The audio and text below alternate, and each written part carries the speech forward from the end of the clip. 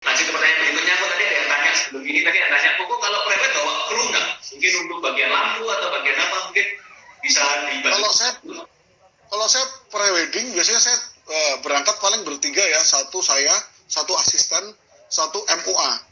Cuma sometimes kalau kita overseas ya, keluar negeri atau gimana, kadang saya berangkat sendiri dengan MUA, jadi kita harus bekerja sepraktis mungkin kan istilahnya gitu.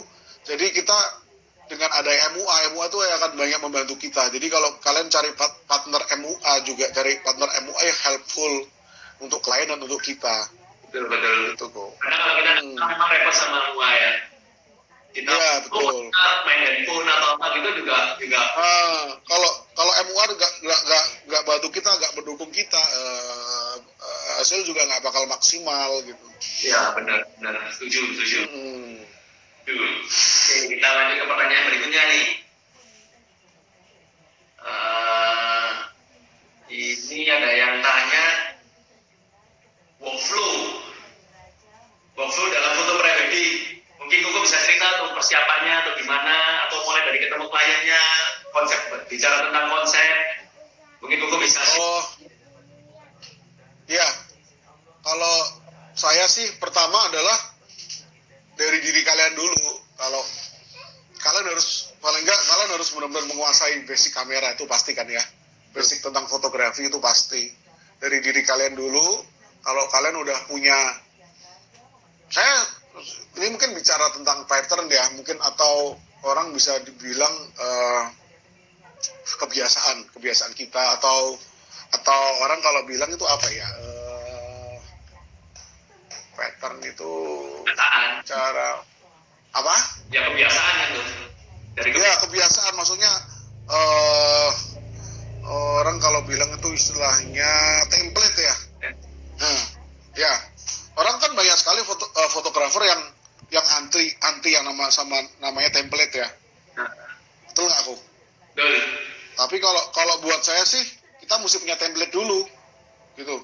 Kalau kita nggak punya template, kita nggak bakal bisa menghasilkan foto yang lebih bagus daripada template kita. Prinsipnya gitu.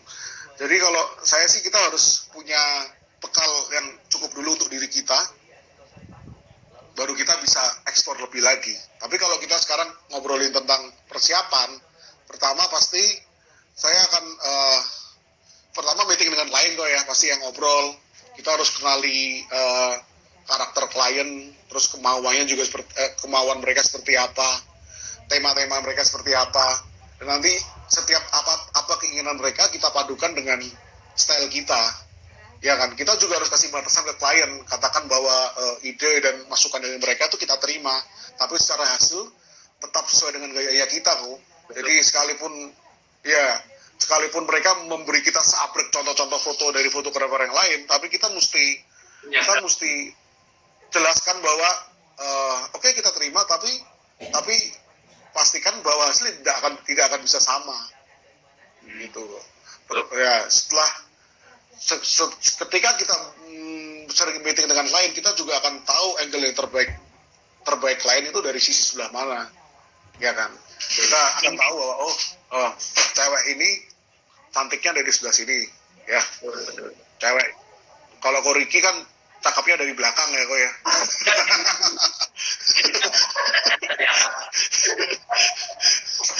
Terus setelah kita bertemu kan kita kan ngobrolin yang namanya tema segala kan kok ya. Kalau saya sih sering mengambil tema itu temanya itu harus berbicara tentang klien kita itu sendiri.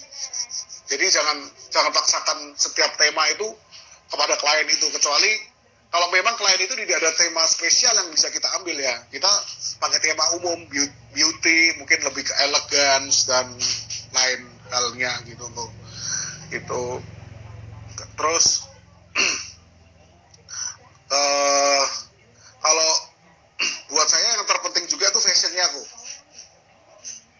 Fashion itu juga diperhatikan ketika kita meeting dengan klien. Kita harus berikan juga yang namanya mood board. Ya, jadi kita atur. Jadi kenapa kadang-kadang orang bertanya, kok gimana sih ngeditnya fotonya kok warnanya bisa kayak gitu? Sebentar dulu teman-teman, sebenarnya itu bukan masalah editing aja. Itu juga bicara gimana kita mengatur dari awal. Background seperti apa yang kita pilih, baju apa juga yang kita pilih. menghasilkan mood foto tertentu, warna-warna mood foto tertentu gitu. Jadi buat saya fashion ini sangat penting. Jadi kalau percuma kita punya kemampuan memotret yang hebat, terus kita pintar mendirect klien dan lain sebagainya. Tapi kalau selera fashion kita amburadul, pengaturan fashion kita amburadul, foto kita percuma karena yang jadi objek utama kita adalah klien itu. Ya, oke. Gitu. Setuju. Ya. Banyak sih kalau ngobrolin tentang ini bisa satu seminar sendiri sih kalau ini kan ya. Benar nih, benar. Cek perakiraan cuaca juga penting. Kita harus ya. Ada nanya. Ya, kita cek perakiraan cuaca kan. Ya, kalau hujan gimana? Kalau hujan ya hujan-hujan aja. Ya tergantung sikon. Maksudnya gini, kalau seandainya memang ketika hujannya itu sudah session terakhir, hujan-hujanin aja kliennya nggak apa-apa, ya kan? Kalian basah Sekalian, ya.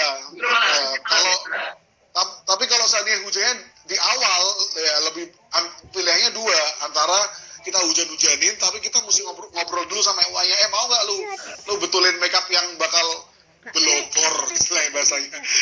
makeup yang bakal rusak, kamu mau nggak? Kalau dia nggak mau ya terpaksa kita harus, istilahnya kita break sebentar dulu, kita menunggu hujan tereda baru kita foto gitu. Oke. Gitu. Kalau saya sih kalau bisa musim panas kalau Indonesia ya. Benar.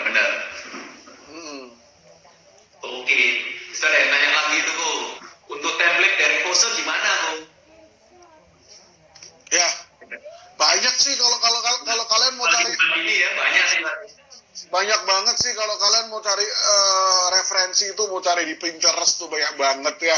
Terus kalian juga mungkin setiap kali kalian melihat foto bagus dimanapun itu, di majalah lah, atau mungkin kalian lihat di mana di web atau di mana, jangan lupa screenshot, simpen, atau mungkin di majalah kalian juga bisa simpen itu, kalian juga bisa. Makanya intinya salah satu meningkatkan skill kita dalam mengatur direct klien itu juga kita sering melihat pose-pose yang memang pose-pose yang memang foto-foto dan yang berguna, istilahnya yang berkualitas. Jadi jangan sering melihat foto-foto yang enggak ya.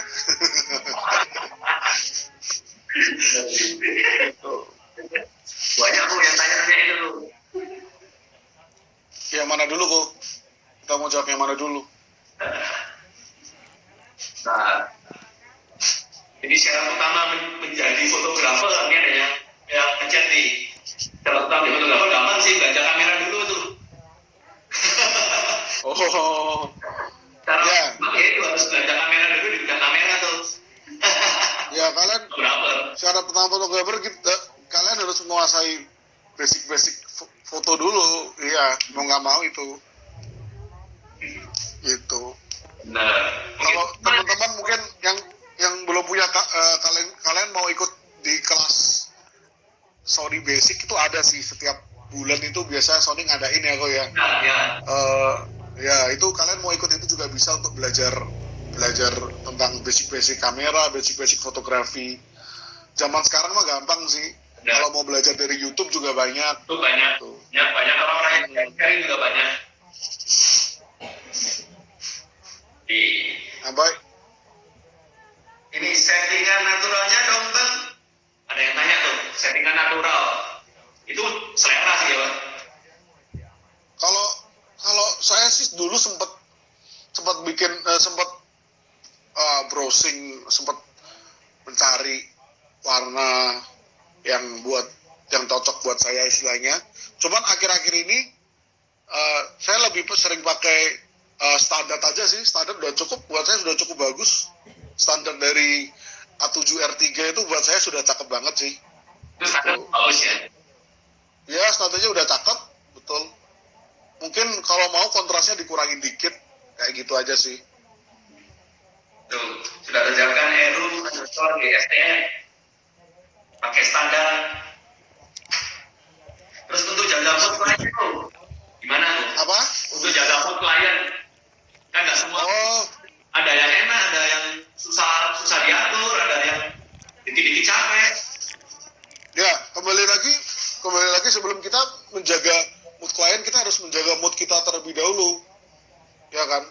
Gimana kita bisa jaga mood klien kalau mood kita sendiri sudah rusak? Yang bisa bikin mood kita rusak pertama adalah apa? Tidurnya kurang, hotelnya jelek, terus ya panas. Karena itu salah satu syaratnya adalah jangan foto siang-siang, jangan foto siang bolong. Nah, mungkin kalaupun mau siang pun itu mungkin di negara-negara yang memang mataharinya nggak pernah dari kepala sometimes. Jadi kalau kita foto kayak di Australia itu ya, itu kan ada musim-musim tertentu matahari nggak pernah dari kepala, jalannya miring terus. Jadi foto siang pun nggak masalah, gitu. Jadi kalau saya sih kembali lagi ke kita atur mood kita set mood kita dari awal sebaik mungkin. Terus dari awal saya juga akan ngobrol sama klien kok. Ntar selama potretan bakal capek pasti, bakal capek. Dan saya mau kalian merespon untuk positif. Jadi ketika saya melucu, kalian merasa lucu, tertawa aja. Kalau kalian merasa itu suatu yang saat yang romantis juga, kalian nikmati aja saat itu. Saya akan bilang kayak gitu. Tapi ketika kalian merasa sudah rasa capek banget, kalian harus jaga mood kalian juga. Dan kalau memang benar-benar gak kuat atau benar-benar butuh break, kalian jangan suka untuk ngomong ke saya untuk, oh saya butuh istirahat sebentar atau gimana. Ya gitu sih kok. Betul. Oke, lanjut. Biasanya kalau potret gaji besar, berapa kru atau tim? Saya biasa maksimal 4 orang aja sih. Biasa rata-rata cuma 3 orang aja cukup. Kok. Cukup ya. Fotografer panutan tuh Leo. Fotografer panuan banyak. Bercanda. Banyak panutan.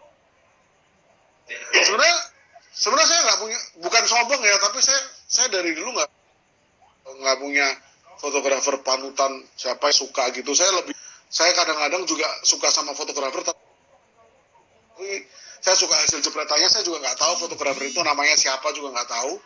Pokoknya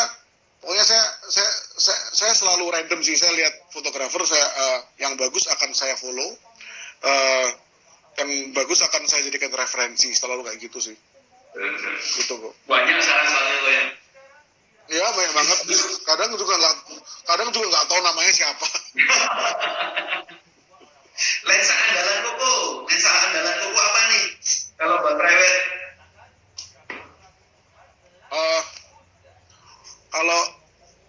Kalau boleh buka tasku setiap private itu kebanyakan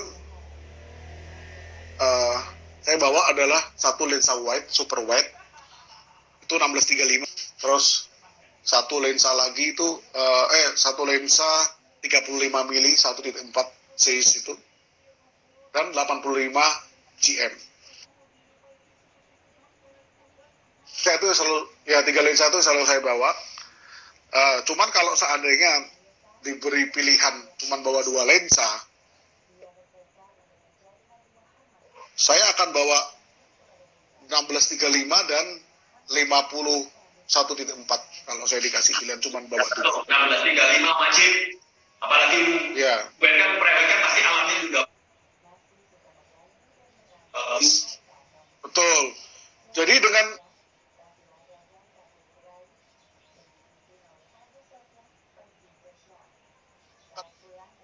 dapat distorsi pasti kok ya di 16-nya, tapi justru posisi klien itu mempercantik foto itu, bukan merusak foto itu gitu. Betul. Hati-hati dengan distorsi ya. Iya, lanjut pertanyaan berikutnya. Gimana menghadapi kondisi sulit gara-gara corona? Hampir semua job di cancel nih kok. Kayaknya ada banyak berdoa ya kok ya.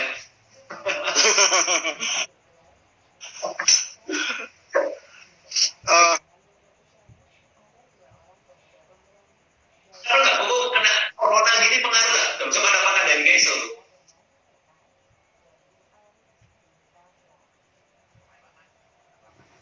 Sebenarnya pasti ada rasa takut dan lain sebagainya.